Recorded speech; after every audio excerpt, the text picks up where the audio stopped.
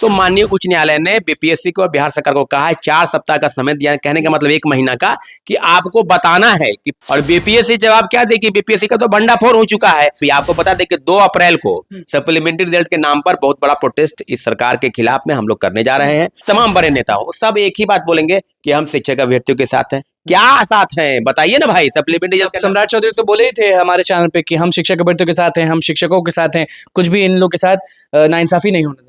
बढ़िया क्या हुआ है? सप्लीमेंट्री रिजल्ट के नाम पर धोखा षड्यंत्र हुआ। आपने कहा था कि अतुल प्रसाद से पूछताछ हो रही है, लेकिन अभी तक कुछ सामने नहीं आई। ये कुछ बता नहीं रही, मतलब कब तक जांच करेगी, कब तक बचाएगी? लेकिन इतना जरूर है कि शिक्षक अभ्यर्थी, छात्र, नौजवान, इस प्रदेश के युवा जो सड़क पर उतरेगा तो फिर लाठी चलेगा, जेल चलेगा। नमस्कार, मैं हूं अनुकुल तिवारी और आप वॉइस हब देख रहे। देखिए, बात करेंगे बीपीएससी टीआरई 1, 2, 3 सबके बारे में, और टीआरई 3 में क्या चल रहा है। हमारे साथ छात्र नेता सौरभ कुमार मौजूद हैं। बताइए कि क्या चल रहा है। लगातार आपसे कॉल पे बात हुआ था क्योंकि आप पटना में नहीं थे, आप बाहर थे, अब आ चुके हैं। अब क्या भूचाल ला देंगे? निश्चित रूप से आपके चैनल के माध्यम से जितने भी शिक्षक अभ्यर्थी देख रहे हैं, सुन रहे हैं, सबके मन में कई सवाल होंगे और सवाल का जवाब बीपीएससी को देना है। आर्थिक अपराध इकाई बिल्कुल बेशक बेहतर काम कर रही है। टीआरई 1 में आपको बता दें कि सुनवाई हुई है कंप्यूटर साइंस के अभ्यर्थियों को लेकर कि हम लोग का सीट बाकी। इसमें सुनवाई हुई है टीआरई 1 में सप्लीमेंट्री रिजल्ट को लेकर जो दर्जनों याचिका हुई है। धीरे धीरे सब मामलों को 4 याचिका तो मैं खुद दायर किया हूं सप्लीमेंट्री रिजल्ट को लेकर, जो चीजें हुई है, और आज उर्दू को लेकर सुनवाई हो रही है, उस पर फैसले होने वाले हैं।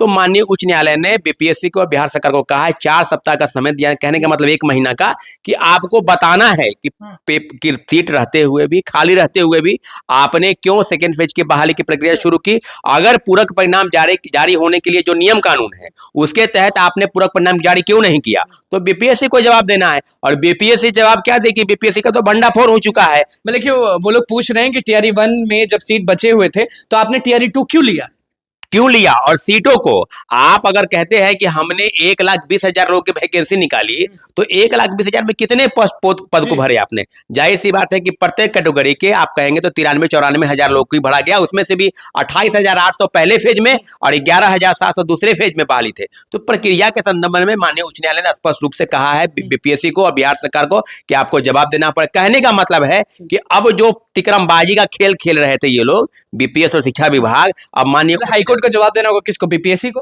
बीपीएससी में जवाब कौन देंगे? बड़े बड़े अधिकारी या अतुल प्रसाद?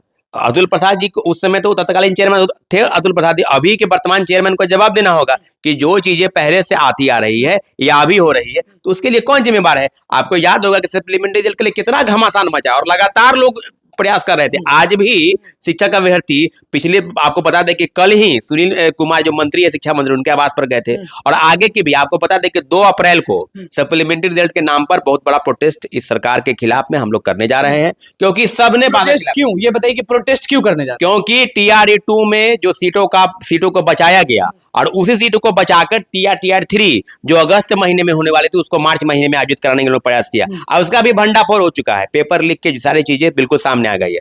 2 अप्रैल को आपके चैनल के माध्यम से जितने भी शिक्षक अभ्यर्थी मेरी बातों को सुन रहे हैं, पटना में बहुत बड़ा आंदोलन होने जा रहा है सप्लीमेंट्री रिजल्ट के नाम पर, कि पहले 2 अप्रैल जो महागठबंधन की सरकार ने जो काम किया वही एनडीए की सरकार कर रही है, सिर्फ लीपापोती कर रही है। आप तमाम नेता के पास चले जाइए, चाहे नवल किशोर चौधरी यादव हो, चाहे सम्राट चौधरी हो, चाहे तमाम बड़े नेता हो, सब एक ही बात बोलेंगे कि हम शिक्षक अभ्यर्थियों के साथ हैं। क्या साथ हैं बताइए ना भाई। सप्लीमेंट्री रिजल्ट सम्राट चौधरी तो बोले ही थे हमारे चैनल पे कि हम शिक्षक अभ्यर्थियों के साथ हैं, हम शिक्षकों के साथ हैं, कुछ भी इन लोग के साथ नाइंसाफी नहीं होने देंगे।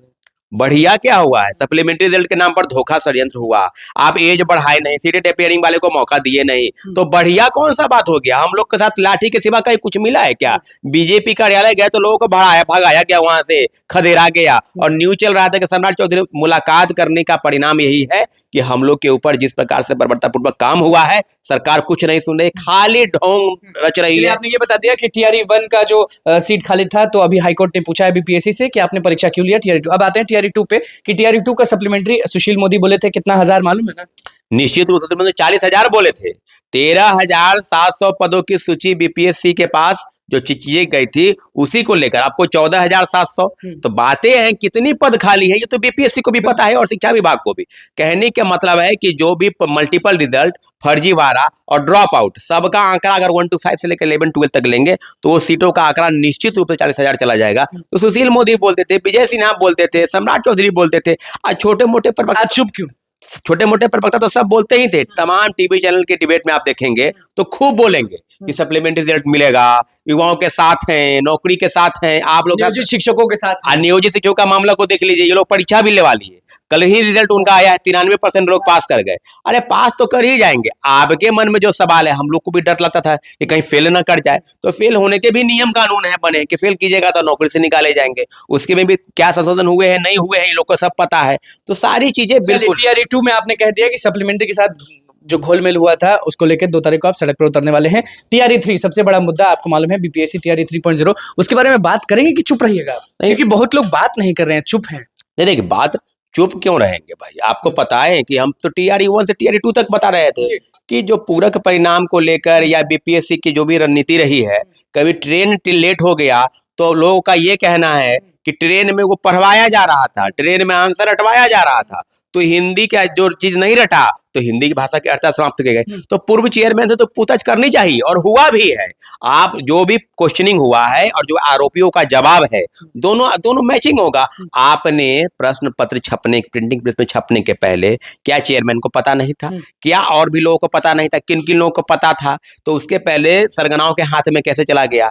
वो पेन ड्राइव में वो हार्ड सॉफ्ट कॉपी कैसे चला गया? वो आप क्यूआर कोड लगने के पहले इन लोग के पास पासवर्ड कैसे चला गया? तो सारी चीजें अब तो ये लोग पूरे तौर पर ये बात आप सिद्ध हो गया। आपने कहा था कि अतुल प्रसाद से पूछताछ हो रही है, लेकिन अभी तक कुछ सामने नहीं आया, ये कुछ बता नहीं रही, मतलब कब तक जांच करेगी, कब तक बचाएगी? क्योंकि शिक्षक अभ्यर्थी जो है वो अभी हल्ला का हंगामा कर रहे हैं, शिक्षा मंत्री के पास जा रहे हैं कि सप्लीमेंट्री दीजिए, लेकिन एक तरफ ये भी है कि जो बच्चे बचे हुए हैं वो टीआरई 3.0 कब देंगे? क्या चुनाव का खेल जब सब चीज खत्म हो जाएगा तब फिर अगले साल आएगा ये सब? चुनाव के बाद ही सब प्रक्रिया मुझे लगता है कि शुरू होगी, क्योंकि जून तक चुनाव है, जून में होगा या जुलाई में एग्जामिनेशन होगा। लेकिन इतना जरूर है कि टीआरई 3 में जो जांच चल रही है, आर्थिक अपराध इकाई बेहतरीन काम कर रही है। आर्थिक अपराध इकाई ने बीपीएससी की सैल्यूट वाला काम कर रही है कि छुपा रही? नहीं, वो काम कर रही है, अभी तो ठीक ठाक चल रहा है। और 67वीं पेपर लीक जो हुआ, मुख्य सरगना कौन था, पिंटू यादव या आईएएस रंजीत या रंजीत रजक, उस तरह का खेल तो काफी सामने आएगा। लेकिन इतना जरूर है कि बीपीएससी के अधिकारियों कर्मचारियों से जो भी सवाल है वो पूछे गए हैं लिखित रूप से, और उनको समय दिया गया है कि इतने समय के अंदर आपको जवाब देना है। अगर आप जवाब देते हैं, जवाब तो देना ही पड़ेगा, नहीं देते हैं के सामने तो सबको जवाब देना होगा। तो आपको मान लीजिए पूछा जाएगा तो आपको भी जवाब देना। बिल्कुल। तो आपसे अगर बीपीएससी ही कहे कि हम ही के पास एविडेंस लाइए, चोर खुद आपको कह रहा है कि हमको एविडेंस दीजिए ताकि हम मिटा दे साक्ष्य को, अरे जो भी प्रमाण होगा वो कोर्ट में ईओयू जमा करेगी, दाखिल क्या पूछ रही है? टीआरई 1 वाला मामला पूछ रही है, टीआरई 2 वाला मामला पूछ रही है, टीआरई 3 वाला मामला पूछ रही है? अभी जो कोर्ट में पिटीशन फाइल हुआ है टीआरई 1 में सप्लीमेंट्री रिजल्ट को लेकर, और मंडे के दिन हम लोग की तरफ से टीआरई 2 में सप्लीमेंट्री रिजल्ट को लेकर याचिका दायर होने की तैयारी पूरी है। हम लोग फाइल करने जा रहे हैं टीआरई 2 को लेकर। तो सारी चीजें जो है वो टीआरई 3 से जुड़ा मामला है, क्योंकि भंडाफोड़ जो हुआ है टीआरई 3 में हुआ है और सब लिंक जुड़ा हुआ है, क्योंकि क्वेश्चन पत्र छपने से पहले उन लोग के पास चला जाना। अब पूरे राज्य में, उत्तर प्रदेश के कई जिलों में और बंगाल में छापेमारी चल रही है, बिहार में भी कई जगह छापेमारी चल रही है, पटना में कभी बेउर की तरफ। डिमांड नहीं करते कि टीआरई 2 का जब तक सप्लीमेंट्री नहीं निकाला जाए तब तक टीआरई 3.0 ना हो? तीसरे फेज की बहाली की मैं बात नहीं करूंगा जब तक कि पूरे दूध का दूध पानी का पानी नहीं हो जाए। टीआरई 2 में सप्लीमेंट्री रिजल्ट इनको देना होगा, अगर यहां से नहीं देते हैं तो कोर्ट से लेंगे। आपको ये पता है कि टीआरई 1 में याचिका शुरू हो गई है, दर्जनों याचिका दायर की गई थी और सब पर 1-to-1 सुनवाई शुरू है। छाती पर चढ़ के लीजिएगा, बिल्कुल कोर्ट से लेंगे। छाती पर ये लोग किस तरह का बयानबाजी कर रहे हैं, देख रहे हैं ना। अब कोई बात नहीं करना, सिर्फ और सिर्फ चुनाव का बात ये लोग करेंगे। लेकिन इतना जरूर है कि शिक्षक, अभ्यर्थी, छात्र, नौजवान, इस प्रदेश के युवा जो सड़क पर उतरेगा तो फिर लाठी चलेगा, जेल चलेगा। देखिए, सड़क पर आज पहली बार तो हम लोग नहीं उतरे। नहीं लगता है जेल जाने में? मतलब होता ना कि आप शिक्षकों के साथ रहते हैं, छात्रों के साथ रहते हैं, छात्र नेता है, हमेशा आवाज बुलंद रखते हैं, कल को आप सड़क पर उतरे 2 तारीख को आप कह रहे जेल चल जाएगी। देखिए, जो बातें होंगी, हम लोग लोकतांत्रिक तरीके से अपनी लड़ाई को लड़े हैं और लड़ेंगे। सरकार की मंशा पर जो सवाल है वो सवाल का जवाब चुनाव में, क्योंकि चुनाव तो नजदीक है, अगले महीने 2 महीने चुनाव है, तो आप उनसे सवाल पूछिएगा जरूर। आपके चैनल के माध्यम से जितने भी छात्र, नौजवान और प्रतियोगिता परीक्षा की तैयारी करने वाले, कि आपने वादा खिलाफी क्यों किया, जाति और धर्म पर आप लोग मत भूल जाइएगा। आप उन लोगों से, उन कैंडिडेट से जो आपके क्षेत्र में आएंगे, आपसे वोट मांगेंगे, तो आप जरूर पूछिएगा कि ये लोगों को आप कह रहे हैं कि जिन जो आप पूछिएगा कि सचिवालय सहायक में क्या हुआ, बीएस इंटरस्तरीय में क्या हुआ, दरोगा के परीक्षा में पेपर लिखा हुआ तो आपने क्या क्यों कौन सा सवाल उठाया, जवाब दिया। शिक्षक बहाली में जो बंडाफोड़ हुआ उसका कौन लेगा क्रेडिट, कहाँ गठबंधन की एनडीए। तो सारे सवाल का जवाब पूछिएगा। नौकरी के नाम पर जो खेल आपने रचा है, पैसा लेकर बहाली किया है, उसका कौन लेगा। तो आप सब सवाल का जवाब दीजिएगा। और इतना जरूर है कि अगर आपके मन में सवाल है, उसका जवाब एक ही है कि अंत में आपको कोई बटन नहीं दबाना है, आपको नोटा दबाना है, क्योंकि आपके नौकरी पर कहीं ना कहीं शिक्षा माफियाओं का हाथ है और उन्होंने पैसे लेकर लोगों को बहाली। कोर्ट में सबको घसीटेंगे, टीआरई 1, टीआरई 2, टीआरई 3। टीआरई 1 में हो रहा है मामला, टीआरई 2 को लेकर भी फाइल होगा। और टीआरई 3 में जो भंडाफोड़ हुआ है, आर्थिक अपराध इकाई की रिपोर्ट सौंपने दीजिए। दूध का दूध पानी बीपीएससी करेगी, और नहीं तो हम लोग तो आंदोलन के लिए तैयार है। इसके पहले भी है, जब हम लोग बंद बुलाए थे 21 तारीख को, उसके पहले ही पेपर लीक की बात में परीक्षा को रद्द किया गया। जाहिर सी बात है कि छात्रों और अभ्यर्थियों का डर बीपीएससी को है। जो खुद चोर आयोग है उसका बीपीएससी नहीं, बिहार लोक सेवा आयोग नहीं, बिहार लीग सेवा आयोग। सही कह रहे थे कोई नेता कि बिहार लीग सेवा आयोग है, तो नेता के बयान पर क्या, ये बिहार लोक नहीं, लोक लाज धोकर पीने वाला आयोग है, जिसके चेयरमैन खुद शिक्षा माफियाओं के गोद में जाके बैठे हैं। ऐसे चेयरमैन अतुल प्रसाद जी को जांच के लिए ही नहीं, उनको गिरफ्तार करना चाहिए, क्योंकि इसी के रहते हुए बड़े पैमाने पर टीआरई 1 से लेकर टीआरई 2 तक फर्जीवाड़ा हुआ